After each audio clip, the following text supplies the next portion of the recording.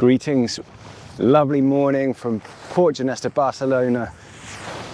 The European Yacht of the Year 2025, we're aboard the JPK 1050 with Jean-Pierre Kelbert, the builder of this IRC scow-bowed new design on which he just won the Fastnet, Rolex Fastnet overall two-handed. And now we're going out to sea, going out for a little sail and see what this boat's all about. It's a pretty radical design which has already proved itself on the biggest possible scale.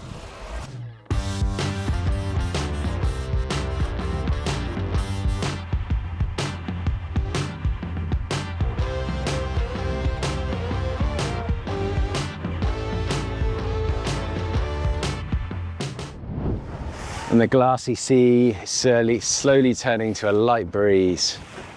Just left the marina, the boat's already slipping along. This, a Jacques Vallée design, like all the modern JPKs are. I'm up here to show you a little bit about the shape of the boat, because that's pretty important. So it's a scow-influenced IRC boat. What that means, it's got a big full bow area here. Roughly speaking, the point of that is it shortens the waterline length for IRC ratings. So on the handicap of those IRC ratings, when the boat is upright, the waterline length is shortened because that bow is out of the water. And then as soon as you've got a little bit of heel on, which we already have now, that waterline length increases dramatically. And it's also a very, very powerful shape, especially when you're sailing off the breeze, as we know from the IMOCAs and Class 40s. So this is a sort of Class 40 inspired shape. We've been lucky enough to sail with Jean-Pierre on a few of the JPKs over the last sort of decade or two, including some European Yacht of the Year winners. The boats are as proven as they possibly can be. JPKs just seem to smash every single IRC format. So that is a combination of the Jacques Vallée design, he's a bit of a genius, and Jean-Pierre's boat building, because these are full sandwich and fusion builds, super lightweight, and they shift. So this boat comes alive, he says, in 15 knots true. I don't think we're going to get that today, but it's a full planing shape, only weighs around 3.5 tons, and it's a weapon. Repeat, yeah? Another bit of Class 40 magic. JP3 lifting rudders.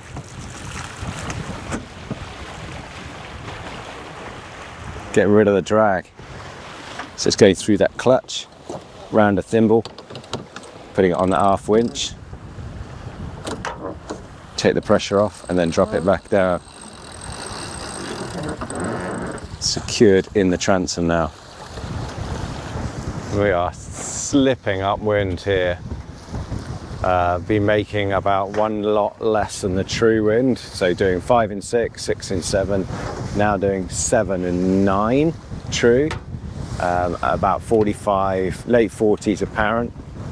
But yeah, it's a very responsive animal, and it's the thing that's immediately noticeable is just how much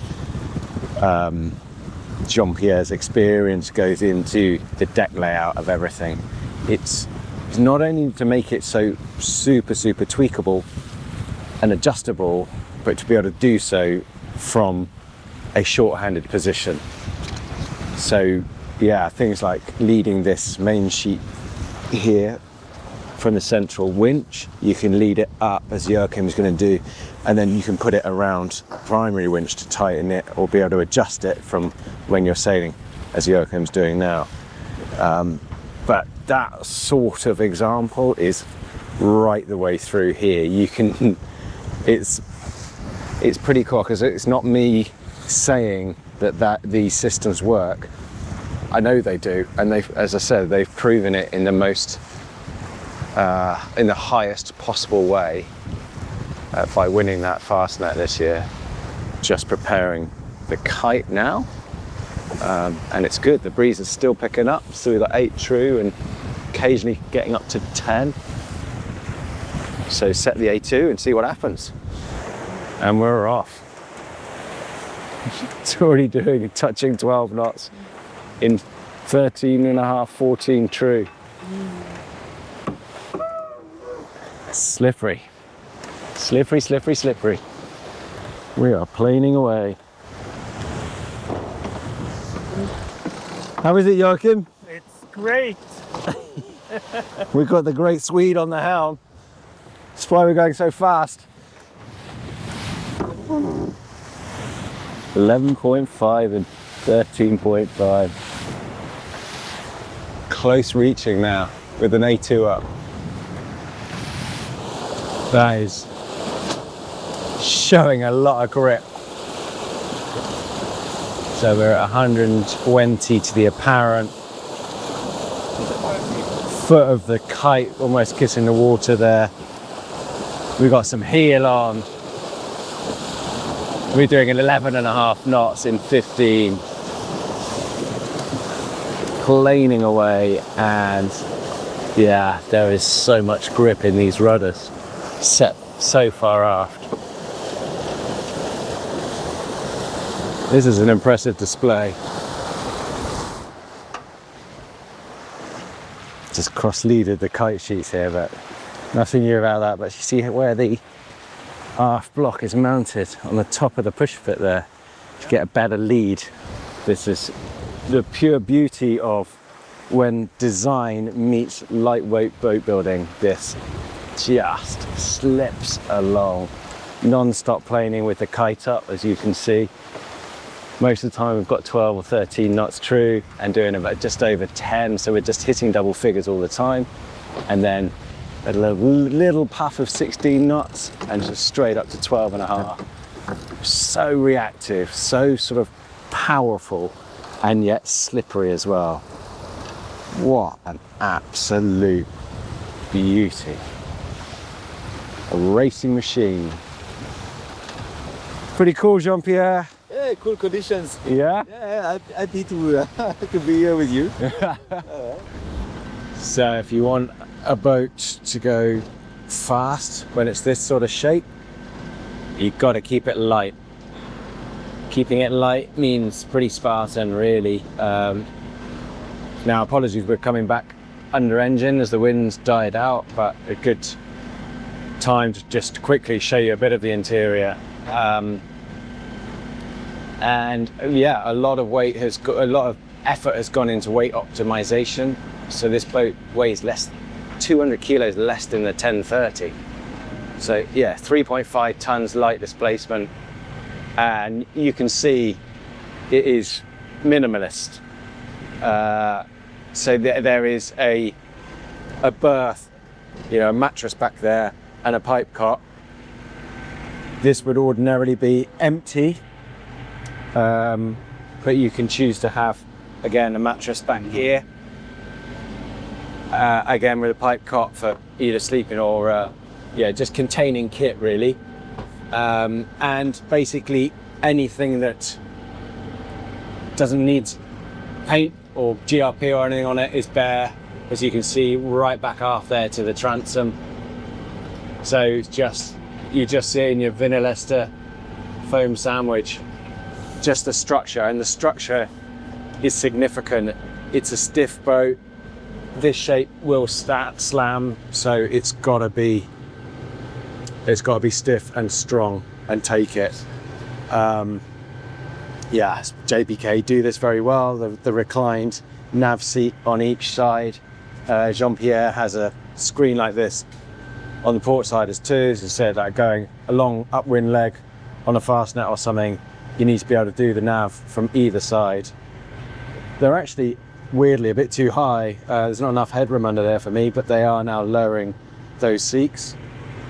So you've got your command station. You could have have a kip on there.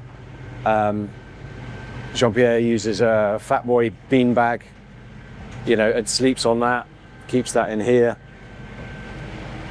And then you've got saloon berths, which with the lee cloths double up the storage for sails. Not a lot else to show. There's a bit of storage underneath them, underneath these floorboards. It's just the big fat stringers giving the structure. And there's your forward berth and glamorous heads. There's a little bit of storage under that, but yeah, not much else to point out. It's, you know, even the tanks, I say tanks, there's 20 litres jerry can of water and 40 litres of fuel for the 20 horsepower engine.